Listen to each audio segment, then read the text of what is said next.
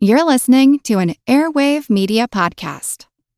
Welcome to From Beneath the Hollywood Sign. If you love old movies, Hollywood history, or the golden age of filmmaking, you've come to the right place. This is the podcast that talks about amazing stories of Tinseltown from another era and fascinating conversations with writer-producer Steve Cubine and actress-writer Nan McNamara. So, Steve, did Ava Gardner and Howard Hughes have a good relationship? Well, they did until he dislocated her jaw. What? Well, don't worry. She hit him back with an ashtray. From Beneath the Hollywood Sign is the gin joint for you. Recorded in Chicago, Illinois, with your hosts, Ken, Matt, Neal, and Jeff. This is Triviality.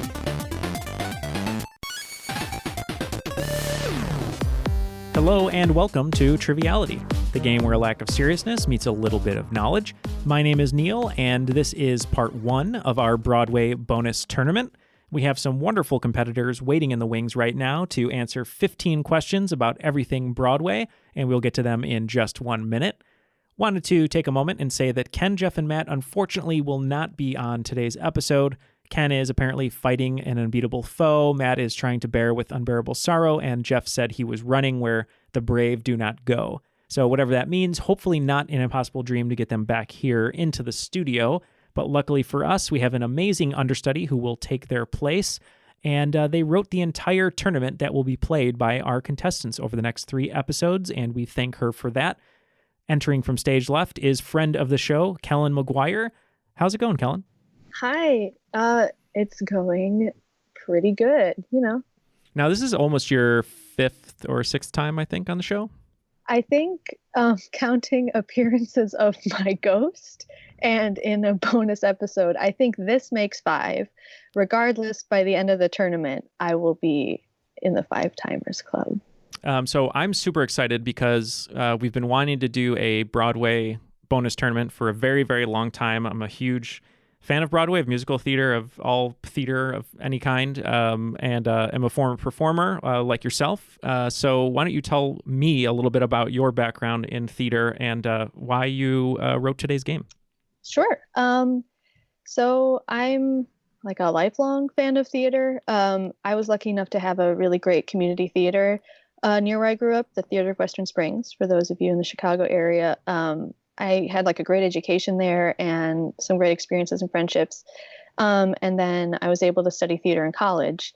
And I was going to start pursuing a career in theater right around March of 2020. I had taken some time off after college and I was like, you know what? March is going to be my month.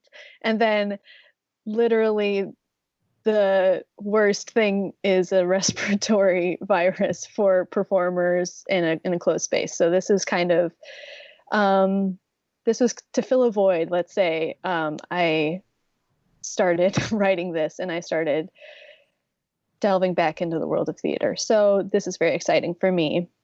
Well, we appreciate you being here and writing the game. I know that you're stocked up on throat coat to make sure that your voice stays strong. And I'm going to introduce our special competitors in just one moment. But before we get to them, Kellyn, can you tell us maybe a favorite show or your first show, any sort of memory? Because I think that is the best thing about theater in general, is that it creates wonderful memories.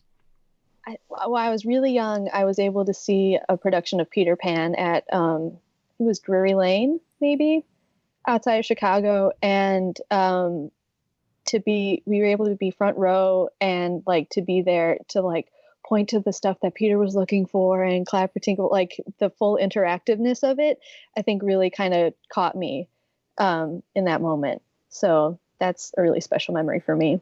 That's great. Yeah, I think that's one of the best things about theater, especially at a young age when you're able to see it when you're impressionable and all the magic tricks really, really work for you, and the performers can make you believe that they are those characters. I know my sophomore year of high school, we went to New York for a field trip, for a choir field trip, and that was the first time I'd ever been to New York.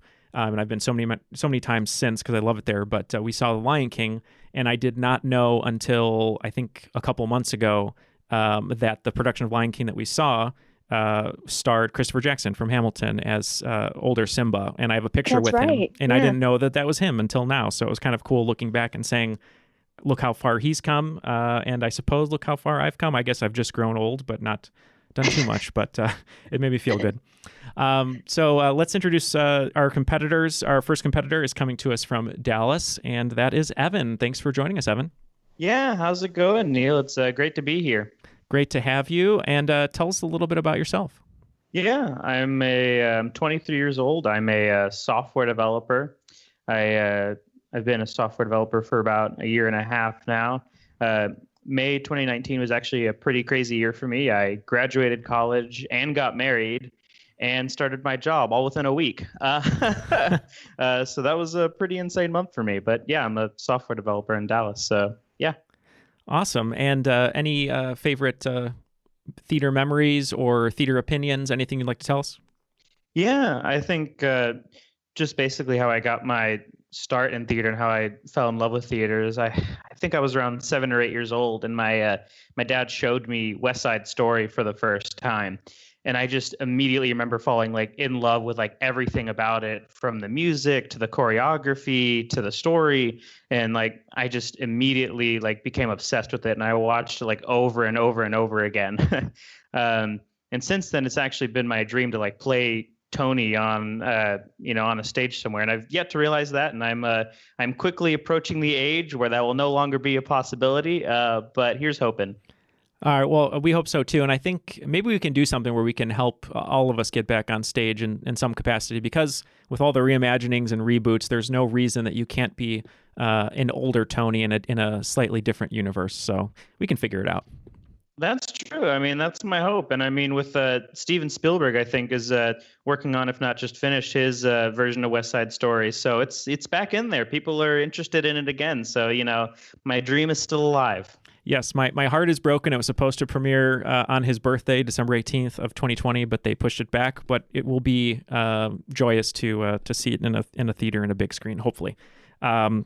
So our next competitor is someone you've heard before. He has a wonderful podcast called The Geek Bracket, and that is JP from Roanoke. Thanks for joining us again, JP. Thanks for having me back, Neal. It's great to be back, and I guess I don't have to plug the podcast because you already did that for me. Oh, of course. I wanted to make sure I set you up correctly. And so for those of us who may have not heard you on a different episode or the one that you hosted, tell us a little bit about yourself and also some theater memories.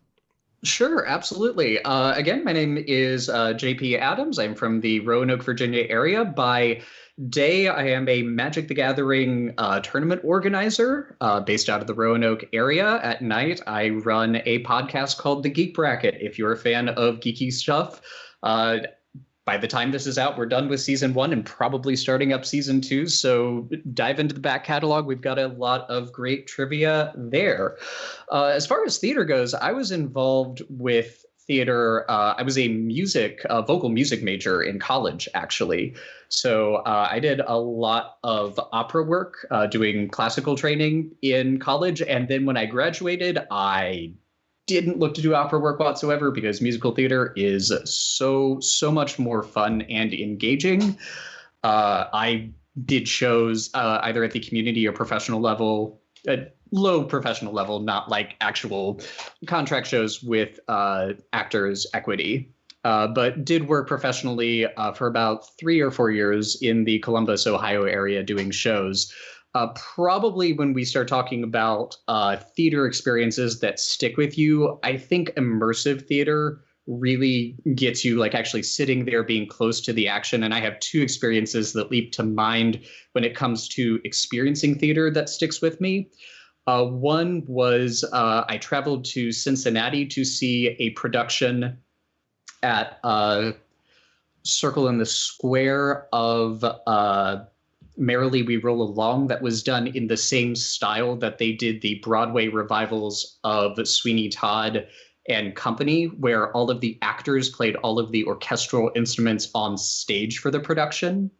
Both of the productions that ended up transferring to Broadway started at that Cincinnati Playhouse. That one didn't make the transfer, but the way that they staged it, the way that the instruments were incorporated in with that production is something I will never forget and cemented my love of all things Sondheim.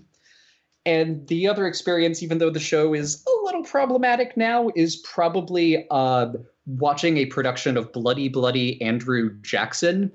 And they had the storyteller in a mechanized wheelchair, and show when, spoilers for those of you who are not familiar with Bloody Bloody Andrew Jackson, they killed the storyteller about a third of the way through the first act. And they literally shoot her in the neck. And in productions I've seen before, the storyteller just kind of drops and sits there for like 3 or 4 scenes. This storyteller nearly drove off the stage in their mechanized wheelchair when that happened. And it's a lovely punk rock musical, and it's probably one of my like dark horse favorite shows for that reason.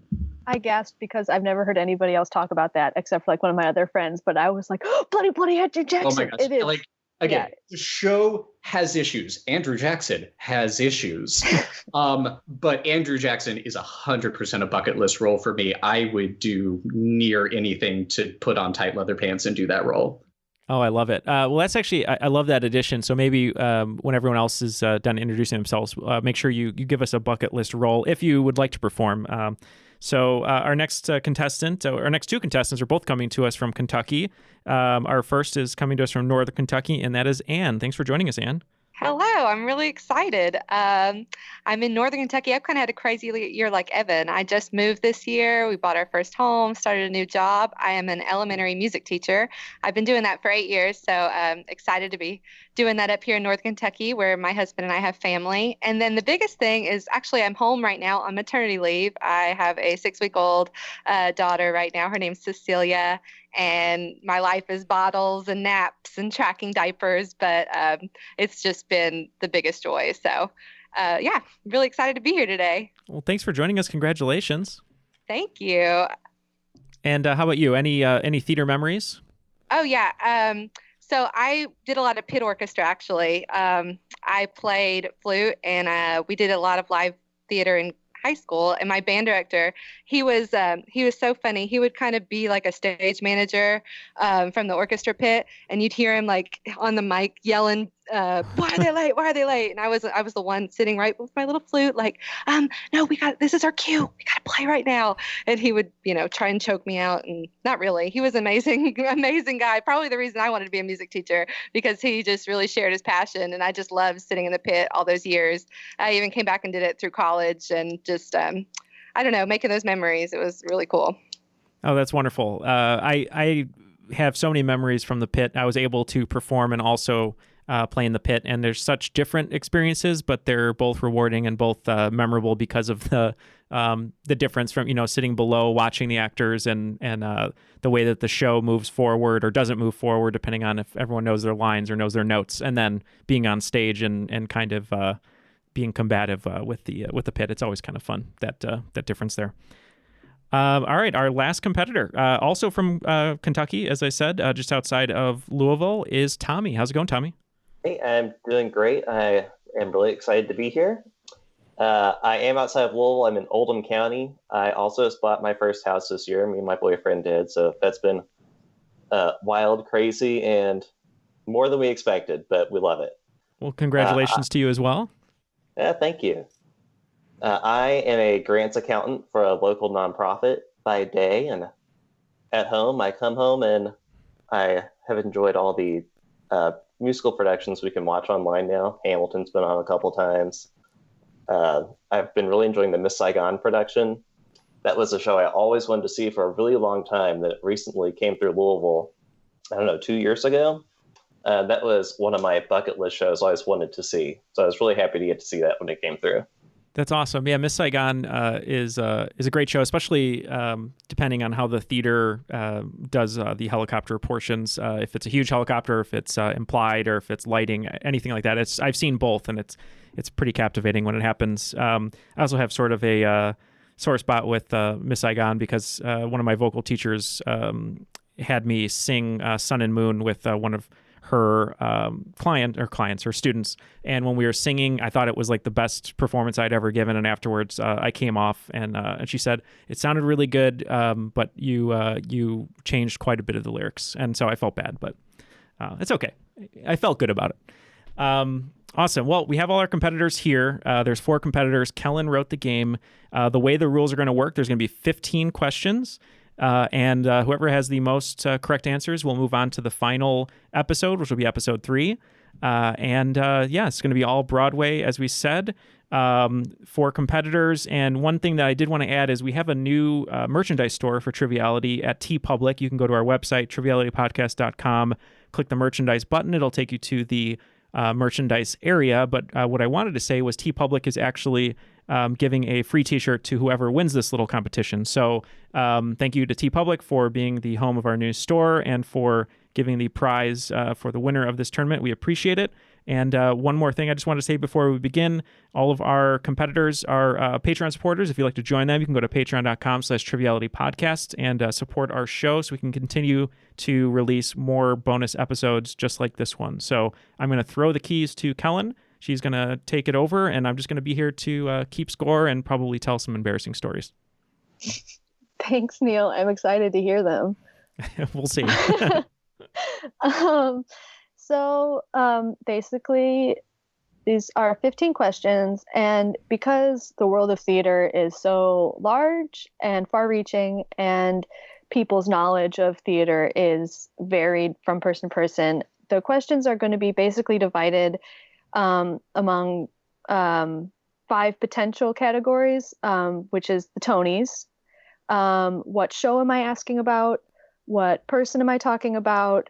What thing am I talking about? And then miscellaneous. So hopefully there's something for everybody to get to show off and flex a little bit.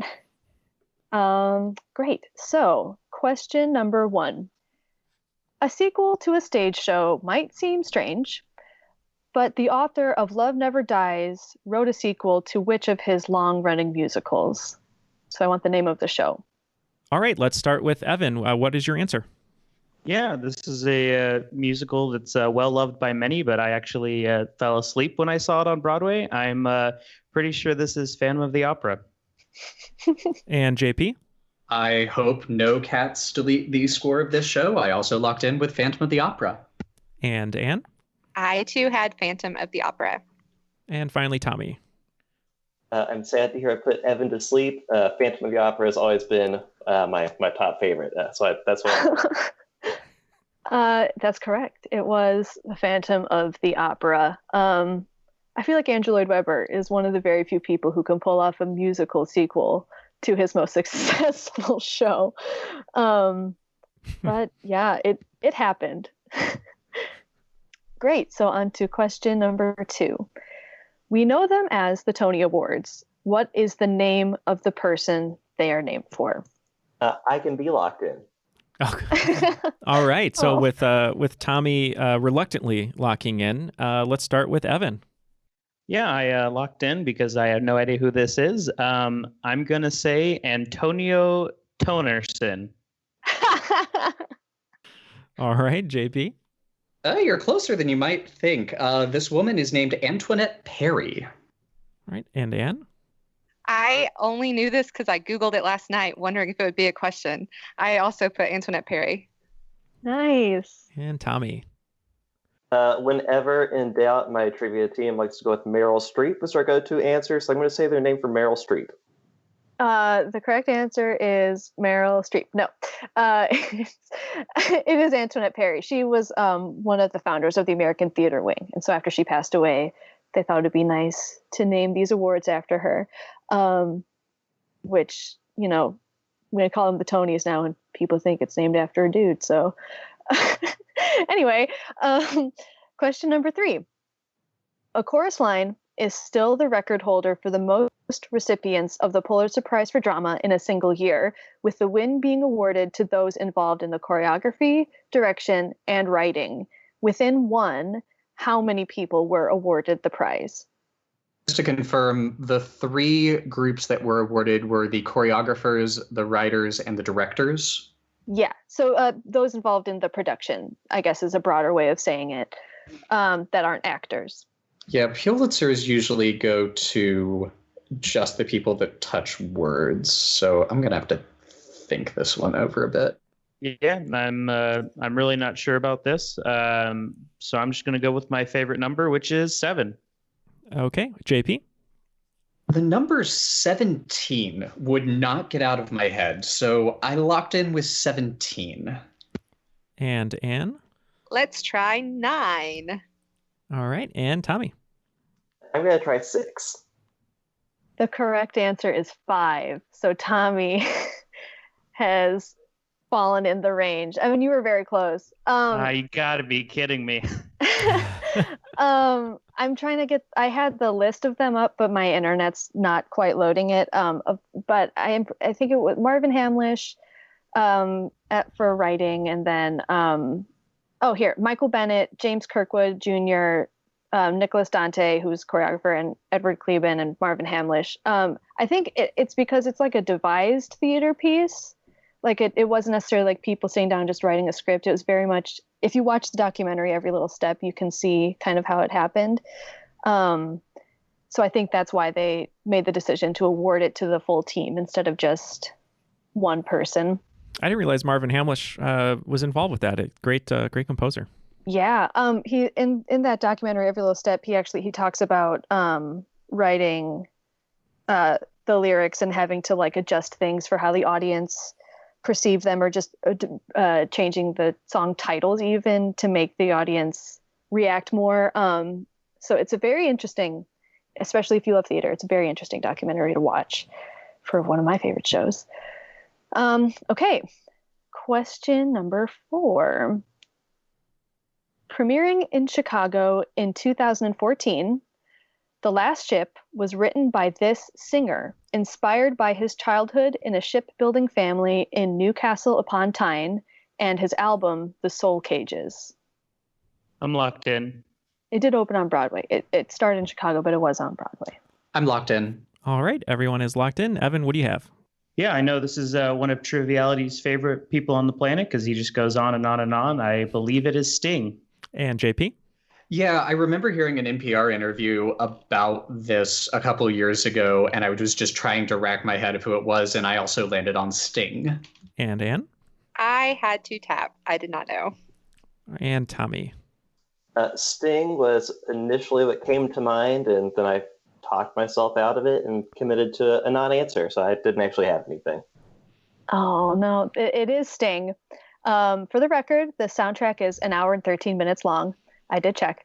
But Neal, I don't know if you remember the ads from when this was opening in Chicago. It was like every other ad, it feels like, on TV was a clip of him going, "When the last ship sails," and then just like the tour dates. I do. I do remember that. And it's not, it wasn't as many ads though as Eric Dane's TV show called The Last Ship. Luckily. When that premiere, I was like, they made a TV show out of that, but it was completely unrelated. Okay. Question 5. In She Loves Me, what did Georg bring for Amalia that started to change the way that she thought about him? There's a whole song about it. I'll give that hint. All right, Evan, what are you thinking? Yeah, like I said, I'm just going to have to guess on this one. I'm going to say a diary. And JP? I went with a very generic musical theater thing of flowers. Okay. Anne? I don't know the show. For some crazy reason, Teapot came to mind. So I locked in with Teapot for no reason. And Tommy? Yeah, I've never heard of this show, so I thought it'd be fun to have a song about gifting someone a puppy. Oh, that would be really nice. This was Vanilla Ice Cream. I would have accepted Ice Cream. This is the Shop Around the Corner musical. After writing this, it started to come up a lot in Triviality as the Shop Around the Corner story. It changes, though, from adaptation to adaptation, but in the musical, it's a carton of vanilla ice cream. And it's Zachary Levi, right? Yeah, brings it to Laura Benanti in the new version that you can watch online now, which is so sweet. Well, after 5 questions, it's a very close game. It looks like Evan, Anne, and Tommy have 2 points, and with a slight lead, JP with 3. Great. Okay, so question number 6. This show adapted and remounted in 2016 with Audra McDonald, was credited by Lofton Mitchell and Langston Hughes with launching the Harlem Renaissance. What is this show? The title kind of changed for the revival, so I'm pretty flexible with what you give me.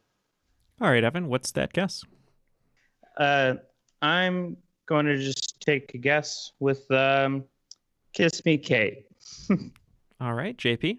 So I know there's a big addendum at the end of it that's like, or the making of the great hit of 19 something at the end. So I'm just going to go with the shortened title of Shuffle Along and hope that that's enough. All right, Anne? I too am just throwing out a guess, and I put Showboat. And Tommy? I went with Ragtime. That's a really good guess with Ragtime. And the other ones make sense too. It is Shuffle Along. The full revival title is Shuffle Along, or The Making of the Musical Sensation of 1921 and All That Followed. Love Audra McDonald. Oh, I couldn't remember. My favorites. I couldn't remember the date to save my life on that question. You didn't need it. You did. But you were very close.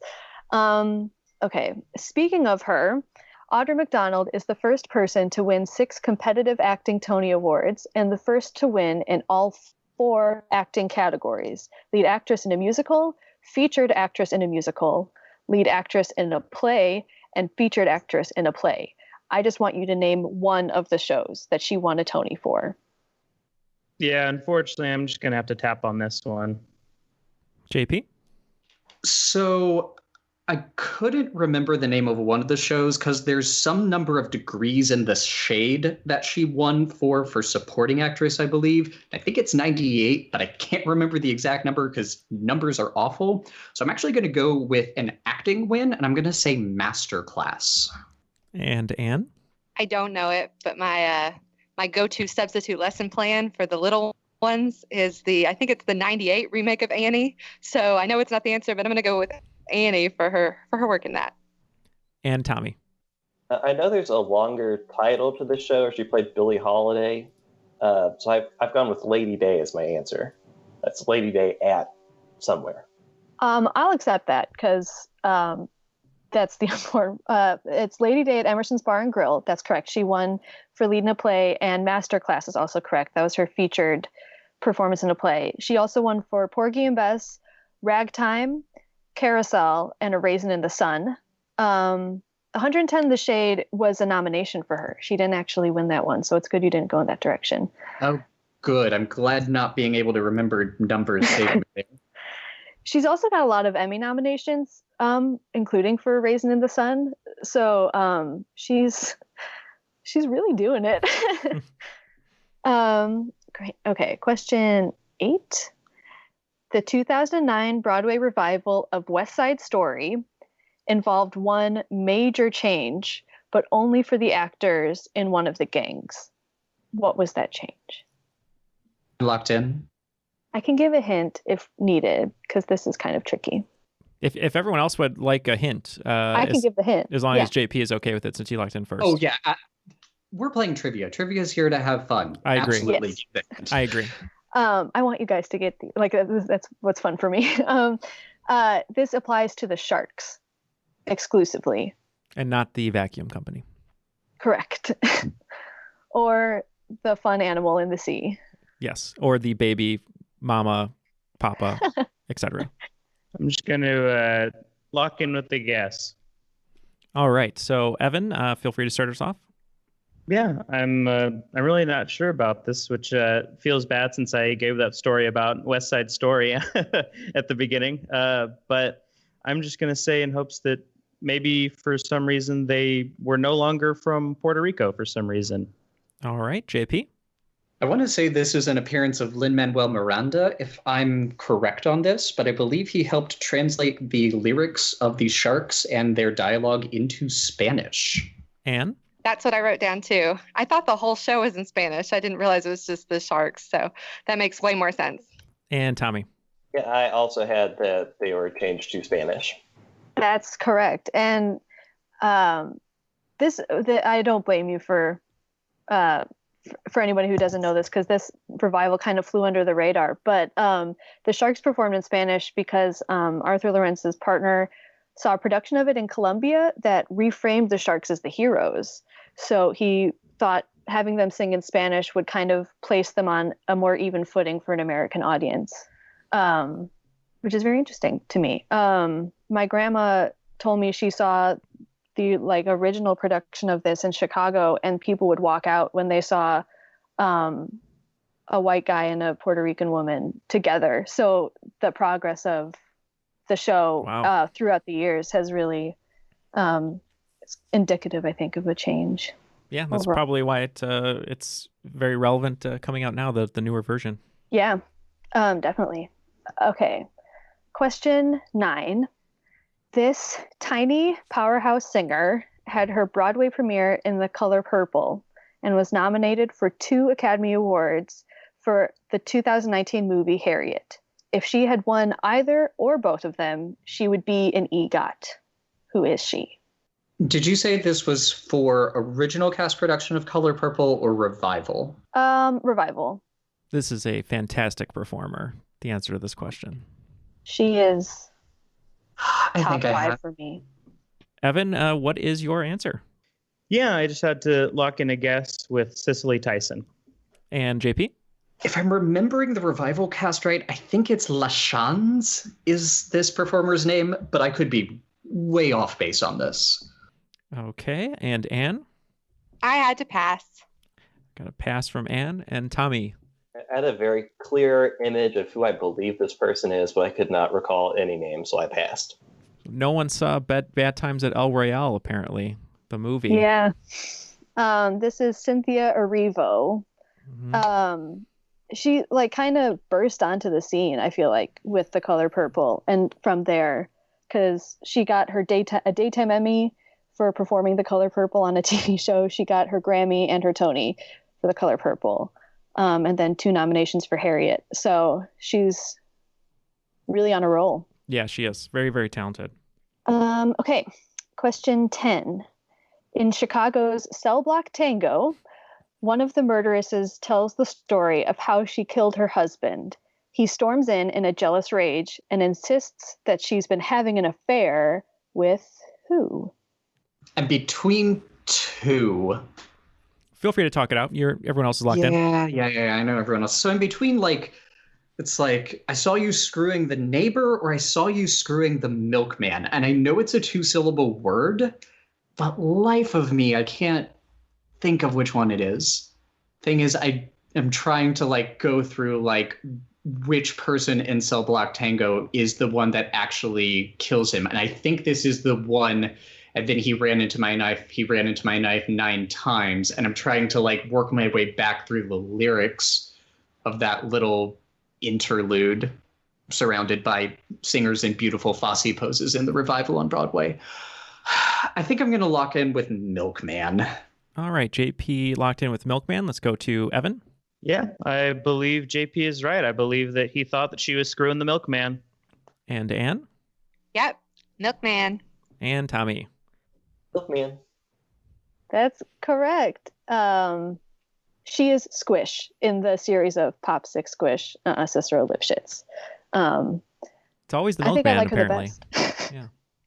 Oh, Squish, yeah. I mean, that's what a great song. And talk about a piece of production design and choreography that I feel like is referenced, homaged, or ripped off so much in many, many different things with the silhouettes and the double layers and everything. Yeah.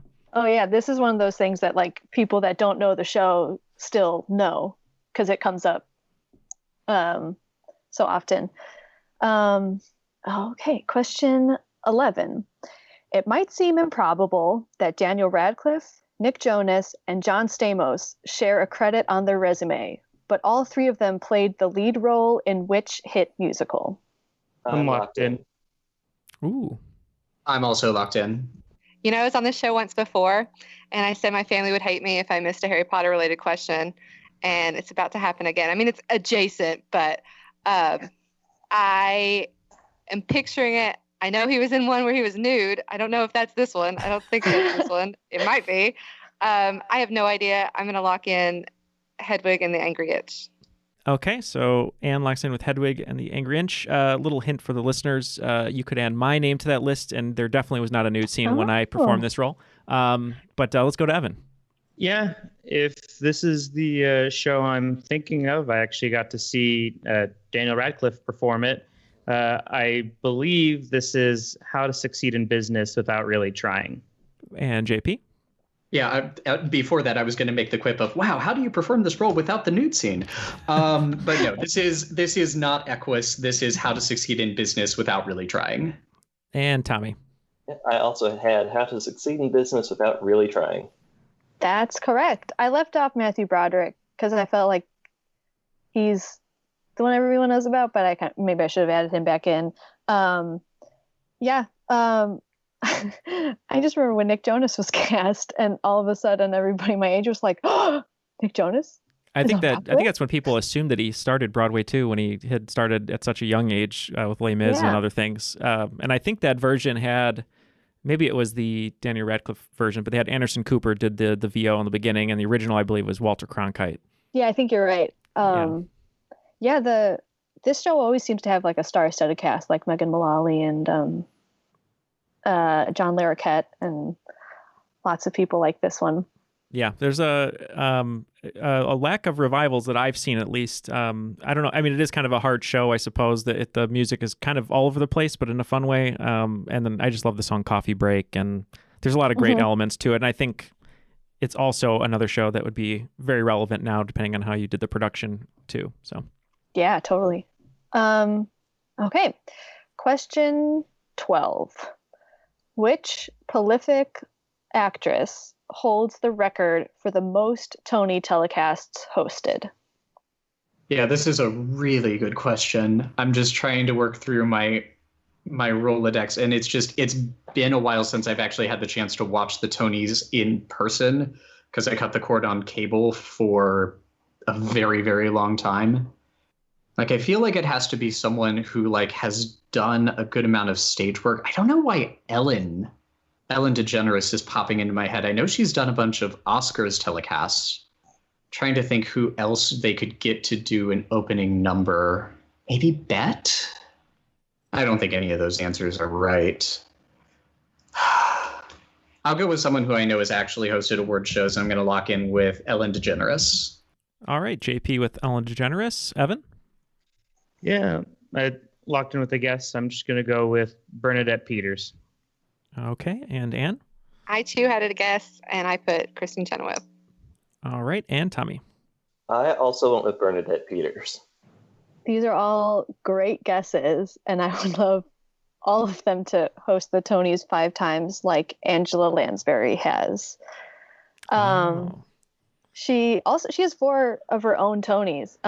I felt the need to include actress in there because Hugh Jackman and Neil Patrick Harris have both hosted 4 times. So they're really close to reaching or beating her record. She's so good on the Sweeney Todd original cast album. Her whole career. I mean, but you know that she's so great in that. Yeah. It seems like she hasn't in so long that I think a lot of people have forgotten that she did it for so long. Hosting, I mean. Question 13. Ali Stroker was the first performer in a wheelchair to have a lead role on Broadway, appearing as which role in the 2019 revival of Oklahoma? And with a show that goes on that long, especially from the pit, it actually still is going on. Yeah. That is really the sting of musicals, if you're a pit performer. I would imagine. It just never ends. I did it in 8th grade with a CD track, and that was long. And the added time was no benefit to me. I've locked in with no answer. All right. Well, Tommy locks in with no answer, so we'll go to Evan. Yeah, this is the only female character that I can think of right now from Oklahoma. I'm going to say Lori. Okay, JP? If you'd given me Oklahoma and who was the performer that won, I could have given that to you. If you gave me Ali's name and asked for the show, I could have given that to you. Character, not so much. I want to say the name is Annie or Adelannie is what's stuck in my head. So I'm going to lock in with Adelannie. All right. And Anne. Okay, I got really nervous when Evan said Lori. I did this in pit orchestra in summer stock once. I think it's Ado Annie, though. It is Ado Annie. I'll take Ado Annie because, depending on who's singing it, it sounds different each time. This is my 8th grade musical, and I played Aunt Eller, so they had to spray paint my hair gray. It was a formative moment in my career. Speaking of that, there was nothing better than finishing a show, if you were in a show, with a lot of makeup, or whether it was like the shoe polish or whatever in your hair, or the gray, the spray, or just any sort of makeup, and then going to like Baker Square for the cast party afterwards, and people looking at you like, where did you come from? Yeah. It feels like every Saturday night in the spring you could go to like a Steak and Shake or a Culver's or something and find a cast there. I brought up this production in particular because we're starting to see disability representation on Broadway, like with Deaf West's Spring Awakening. The 2017 revival of Glass Menagerie used an actress with muscular dystrophy. And the deaf actor Russell Harvard, who's been in in There Will Be Blood and I think Fargo. He was written into a production of King Lear that used an interpreter on stage. So it's really exciting to see accurate representation of disability on the stage now. It is. And especially not only original shows, which is wonderful, but also retrofitting some more classic shows so that people maybe who aren't familiar with or don't get a chance to see independent shows can go to the bigger name shows and actually see that representation on stage, which is great. Yeah. Great. Okay, question 14. This is another record question. Which actress holds the record for most Tony nominations for any performer, tied with Julie Harris, who has 10. So they both have 10. Her resume includes such shows as Chicago, Bye Bye Birdie, 9, and Kiss of the Spider Woman. You can see her on the cover of the Kiss of the Spider Woman CD that I have downstairs. I don't think it's her, but for the sake of not dragging this out, I'm going to lock in with Chita Rivera. Okay, Chita Rivera for JP. Let's go to Evan. Yeah, I too guessed Chita Rivera. Anne? I, for no reason, guessed Carol Channing. And Tommy? I've also got Chita Rivera. The correct answer is Chita Rivera. So good guess. Yeah. She's just wonderful, just all around. So 10 nominations, you said. That is tied with the most? Yeah, with Julie Harris, who I think she doesn't do as many musicals as Chita Rivera did. So I should have written down, but I want to how many were musical nominations, how many were play nominations. Interesting. Well, this does bring us to our final question. So not saying that all the marbles are on this final question, but I guess they kind of are, but we're excited. Okay, so question 15. Which astrological sign probably feels the most represented on Broadway thanks to hair? All right, Evan, what do you have? Well, I woke up this morning and I looked outside and I realized that it was the dawn of Aquarius. So I'm going to say Aquarius. And JP? I too locked in with the age of Aquarius. Anne? Aquarius. And Tommy? Same here, Aquarius. Yay, it is Aquarius. This is a wild show. But I feel like this is a song that now everybody seems to know. Like whether you know theater or not, this has totally entered the mainstream. I think that's the Judd Apatow effect of 4-Year-Old Virgin, putting it at the end of the movie, which seemed at the time so random. But if it introduces people to musical theater, I mean, that's not a bad thing. Totally. And on one more note with that show, definitely one that has experimented with having nude people on stage. So unlike How to Succeed. All right. Well, our final scores here in tied for third place are Evan and Anne with 6 points. In second place, Tommy with 8 points. And today's winner, JP, with 11 points. Great job, everybody. Yes, great Hope job. This wasn't too hard. No, it was a fun game. Very close-fought battle. Thank you, everyone, for joining us today. We'll have to see what the scores are for episode 2 to see if perhaps Tommy can move on as the wild card to the final round and join JP. But we want to thank everyone for listening to the first episode of the Broadway bonus tournament. And I'm just going to go down the line here and thank everyone once again. Evan, thank you very much for joining us today and for competing. Any final words or any official soundtrack from a Broadway cast that we should check out immediately? Yeah, that's a good question. I think probably my favorite cast album would have to be Come From Away. I really enjoy that album as well as that show. So that would be my recommendation for sure. Great recommendation. Well, thank you for joining us. Let's move on to Anne. Thank you again for joining us. Congratulations once again. And same question to you. Oh, thanks. My favorite album is not obscure, but I'll go ahead and shout it out. I love the Lion King original Broadway cast recording. It's probably my most listened to soundtrack. Awesome. Well, yeah, you can never go wrong with that one. That's for sure. And Tommy, thank you again for joining us, and another congratulations to you. What is your answer to that question? Yeah, the last show I was listening to was Spring Awakening, so go give that one a listen. Great recommendation. So thank you three for joining us. And JP, you will be moving on to the final. Great job today competing. And how about you? I was gearing up to see Assassins before everything ended up closing down. So if you are not familiar with that Sondheim gem and you want to learn about how to kill a president, you should listen to that soundtrack. JP, the purveyor of blood musicals is what it sounds like. Just add Sweeney Todd in there. I cannot help that I have a brand, and it is Dark and Sondheim. That's okay. Well, thank you all for joining us today. We really appreciate it. Also for your support on Patreon. Kellyn, thank you very much for hosting today, and you'll be right back here with me next week for the next episode. But any final words from you? No, great job, everybody. And hopefully we can all take comfort in our favorite theater right now. While we can't see it live, there's all different ways to see it online and in our hearts. There you go. Very true. And any cast album we should check out before we depart here, Kellyn? I've been going through my Spotify trying to pick one. The one at the very top of my saved albums list is The Light in the Piazza. And I was able to do that in college, but that's one of my favorites. Oh, great recommendation. And I will close out with the last show that I was able to see on Broadway before things closed down, which is Beetlejuice. Really, really fun cast album and score if you'd like to check out something different. So thank you very much to Evan, to JP, to Anne, to Tommy, and to our special guest host and writer, Kellyn Maguire. My name is Neal, and that was Triviality.